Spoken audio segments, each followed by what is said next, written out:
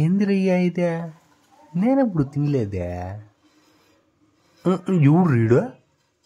భయం పోవాలంటే దేవుడి కథ తెలవాల, అదే దీని గురించి తెలవాలంటే మా దేవర కథ తెలవాలా.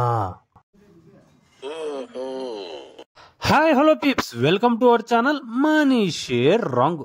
అందరికీ ఉప్మా అంటే చిరాకండి, నాకైతే చెడ్డసిరాకు.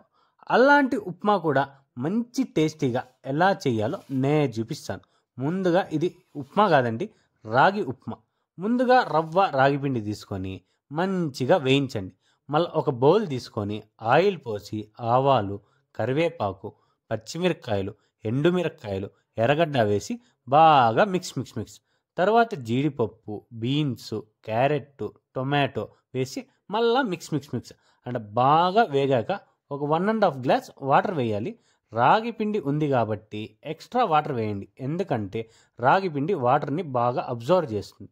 అండ్ బాయిల్ అవుతుండగా రవ్వ అండ్ రాగి పిండి వేసి తిప్పుతూ ఉండాలి, ఎందుకంటే రాగి పిండి ఉంటలు కట్టకుండా ఉంటుంది. అండ్ ఫైనల్గా ఒక 10 మినిట్స్ ఆగి కొత్తిమీర వేసి సర్వ్ చేసుకుంటే అయిపోతుందండి. మీకోసం గుమగుమలాడే రాగి పిండి ఉప్మా రెడీ అయిపోయింది. కొద్దిగా ఓల్డ్ ఉంది కదండి, అందుకే అదిరిపోయే రాగి పిండి ఉప్మా రెడీ అండి.